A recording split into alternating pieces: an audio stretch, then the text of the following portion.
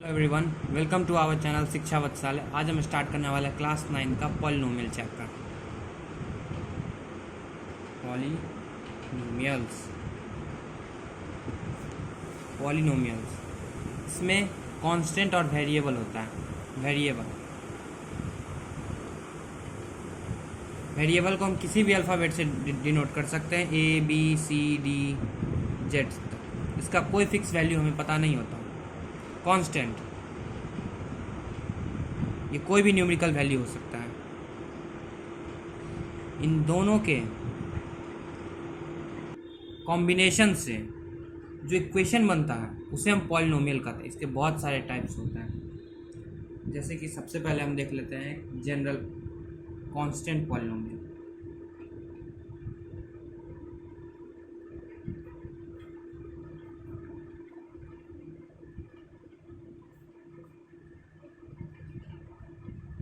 ये कोई भी न्यूमेरिकल वैल्यू हो जाएगा, 1 2 3 4। ये कांस्टेंट पॉलिनोमियल इसलिए क्योंकि इसमें कोई भी वेरिएबल नहीं है और ये कभी चेंज नहीं होने वाला है। इसको हम ज़ीरो पॉलिनोमियल भी कहते हैं। और ज़ीरो पॉलिनोमियल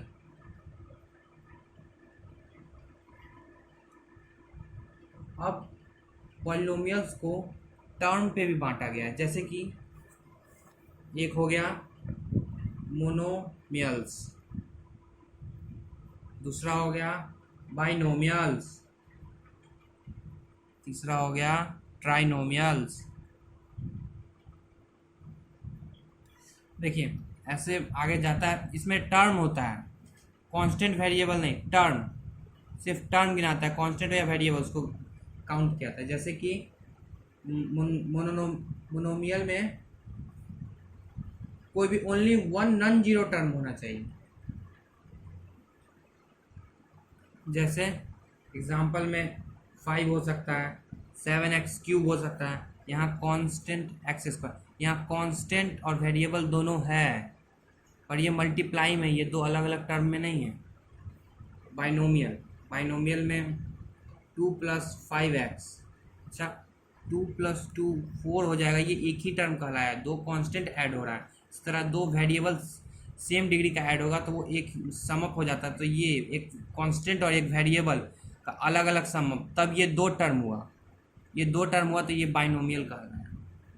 देखिए 2 + 5x + 6x², x और x² में एक साथ ऐड हो नहीं सकता, ये 3 टर्म का हो गया है, तब ये ट्राइनोमियल कहलाया। अब देखिए degree of polynomial.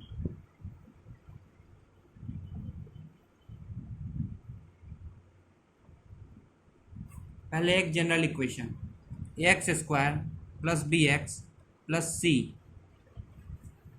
Degree of polynomial क्या होता है, ये हम जनरल लिखे हैं क्वाड्रेटिक का, बस एग्जांपल देने के लिए।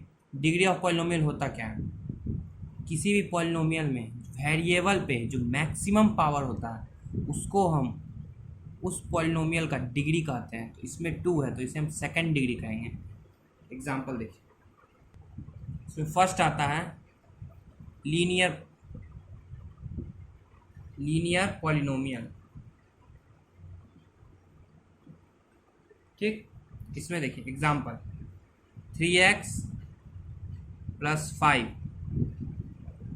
वेरिएबल, इस पूरे में वेरिएबल का पावर कितना है, 1। Linear first degree polynomial. ठीक,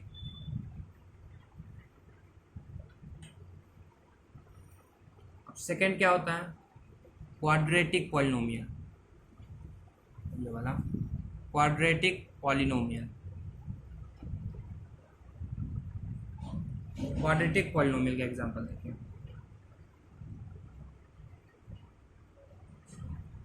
वेरिएबल्स हैं, इसके हाईएस्ट पावर कितना है, 2 है, तो ये क्वाड्रेटिक पॉलिनोमियल हो गया। इसको हम लोग और सेकंड डिग्री पॉलिनोमियल। ठीक, थर्ड क्यूबिक पॉलिनोमियल। और 3 डिग्री, थर्ड डिग्री पॉलिनोमियल किसको कहते हैं? ए एक्स क्यूब, ए यहाँ पे कांस्टेंट ले रहे हैं, मतलब कांस्टेंट को हम शो करने के लिए ले रहे हैं। ए पे यहाँ कोई भी न्यूमेरिकल वैल्यू हो सकता है। इसी तरह B X square plus C X plus D equals to 0। इसमें वेरिएबल्स का मैक्सिमम पावर कितना है? 3। तो ये क्यूबिक पॉलिनोमियल हो गया या 3 डिग्री पॉलिनोमियल हो गया। फोर्थ, बाई क्वाड्रेटिक पॉलिनोमियल और फोर्थ डिग्री पॉलिनोमियल।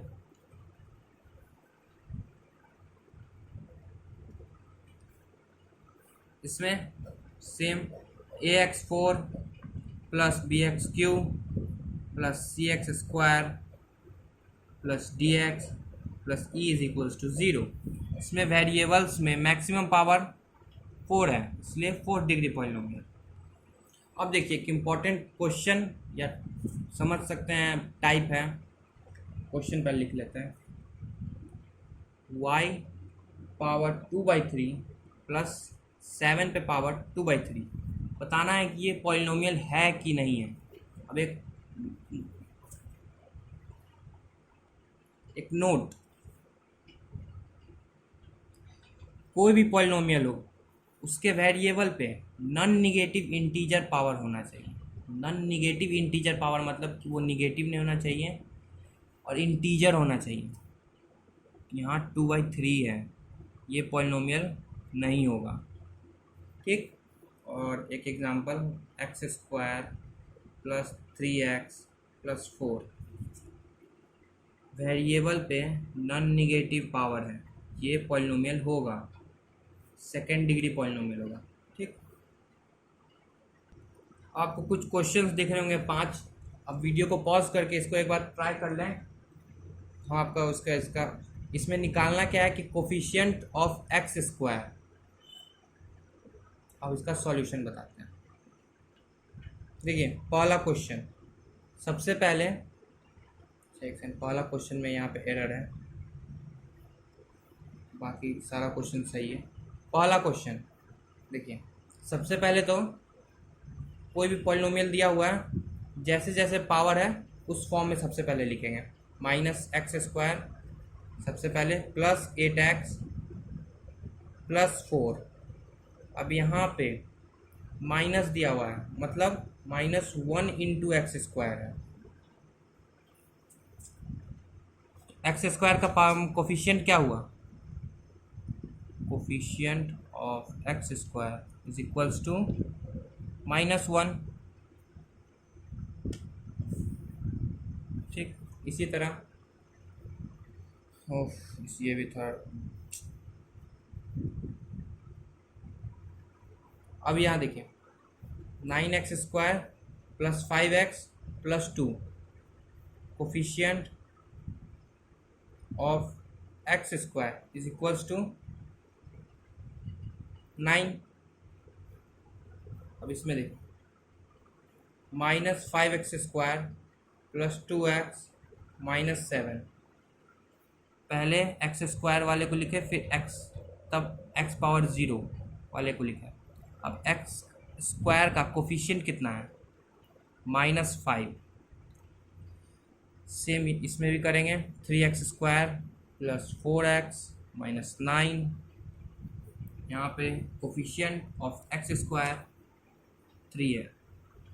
यहाँ तो उसी ऑर्डर में है, तो x² का कोफिशिएंट क्या है? 1 इंटू x²। यहाँ पे coefficient of x² is equals to 1। Okay.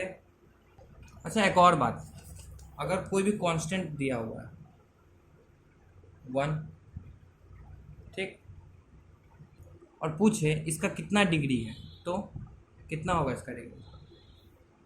0।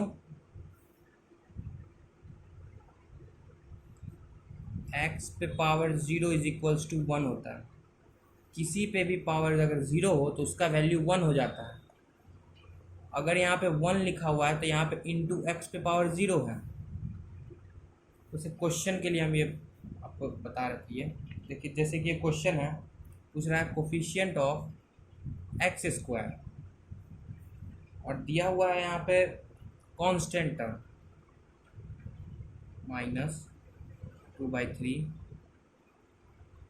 पाई। यहाँ पे एक्स स्क्वायर का कोफिशिएंट क्या होगा, तो हम इसको पॉलिनोमियल के टर्म में लिखते हैं।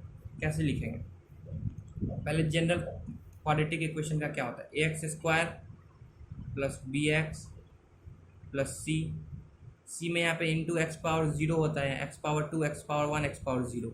ए का वैल्यू 0 से लेके माइनस प्लस कुछ भी हो सकता है, बी का सेम है, सी कांस्टेंट है। तो यहाँ पे एक्स स्क्वायर का कोई भी टर्म नहीं है तो ए का वैल्यू यहाँ पे क्या है 0, एक्स का कोई टर्म नहीं है तो बी का वैल्यू क्या है 0, सी क्या है हमारा -2/3 इंटू पाई।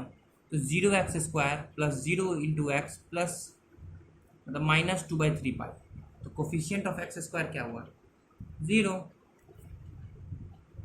अच्छा एक क्वेश्चन, और क्वेश्चन में दिया हुआ है रूट अंडर ए पे पावर 7 प्लस रूट अंडर 2 पे पावर रूट अंडर 2 इंटू ए पे पावर 9 प्लस 5, ठीक। और यहाँ पूछ रहा है डिग्री ऑफ द पॉलिनोमियल। तो हमको यहाँ कांस्टेंट से कोई मतलब नहीं, ये वेरिएबल है, इस वेरिएबल में एक ये है एक ये यहाँ पे है, तो इन दोनों में से किसका मैक्सिमम पावर है ये, तो ये इसका डिग्री क्या हो जाएगा 9, ठीक। अच्छा अगर कोई कह दे कि आपको एग्जाम्पल देना है, मोनोमियल होना चाहिए और उसका डिग्री 75 होना चाहिए, हो सकता है कि नहीं हो सकता। मोनोमियल में तो हम कांस्टेंट वेरिएबल दोनों को काउंट कर सकते हैं, तो हमको चाहिए मोनोमियल, मतलब कोई एक टर्म होना चाहिए और उसका डिग्री कितना होना चाहिए 75।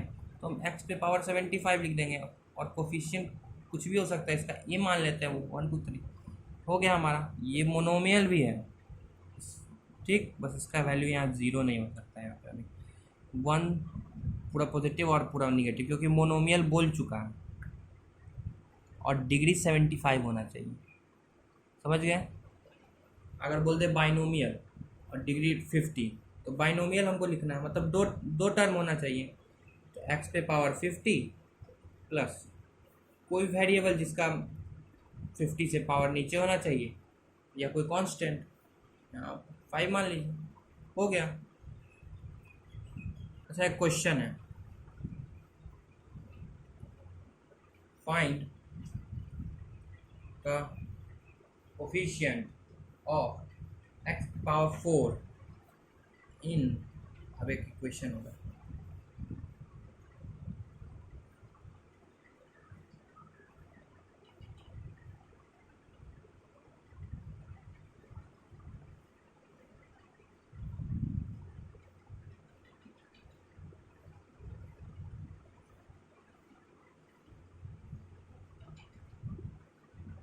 इसमें कोफिशिएंट ऑफ x4 बताना, सिंपल सा 5 होगा आंसर 5। अब देखिए वैल्यू ऑफ पॉलिनोमियल्स,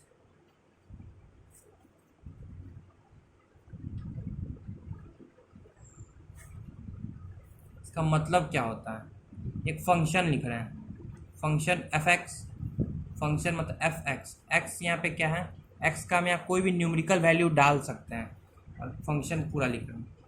फंक्शन एक हो गया जैसे हमारा 6x³ -31x² + 25x + 12।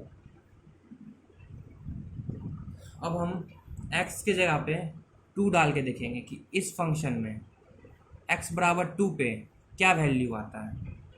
Put x बराबर 2, तो यहाँ पे f2 = 6 इंटू 2 का क्यूब -31 इंटू 2 का स्क्वायर + 25 इंटू 2 + 12 8 40।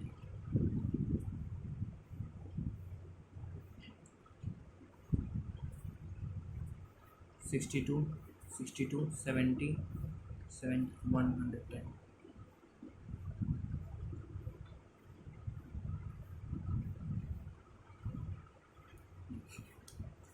फॉर x बराबर 2 in F x value function is -14। ठीक, अब कुछ क्वेश्चंस, अब एक क्वेश्चन देख लेते हैं। क्वेश्चन आपको दिख रहा होगा, आप वीडियो को पॉज करके एक बार ट्राई कर लें, इसका सॉल्यूशन देखते हैं। एट z बराबर -2 q -2 इज इक्वल्स टू क्या हो जाएगा, -2 पे पावर 4 -5 इंटू 2 -2 का whole square plus 8 into -2 plus 16, minus है और पावर इवन है तो जो प्रोडक्ट आएगा वो पॉजिटिव आएगा। क्या हो जाएगा, 16 -5 अंदर का into 4 -16 plus 16, 16 cancel out, 16 -20 -4, therefore at x at z बराबर -2 वैल्यू ऑफ qz इज -4।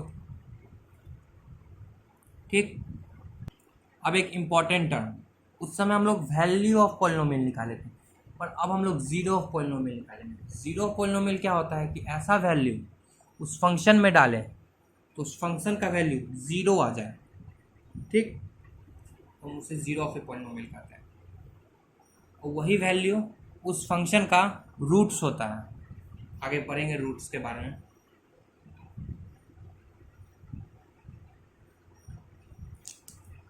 है एक क्वेश्चन देखिए, 2x³ + 7x² -2x -7। अब हमको इसमें चेक करना है, अभी हम बस सिखाने के लिए, वरना पहले उसके बाद इसका बहुत सारा तरीका होता है इसके रूट्स निकालने का, तो बस हम दिखा रहे हैं। जैसे कि हम मान लीजिए इस फंक्शन को हम f(x) मान लिए। ठीक, तो हम यहाँ देखेंगे x बराबर 1 पे f1 is equals to 2 into 1 का क्यूब प्लस 7 इंटू 1 का स्क्वायर -2 इंटू 1 -7, 2 + 7 -2 -7 -9 + 9 0। x बराबर 1 जीरो ऑफ पॉलिनोमियल, मतलब 1 इसका रूट है।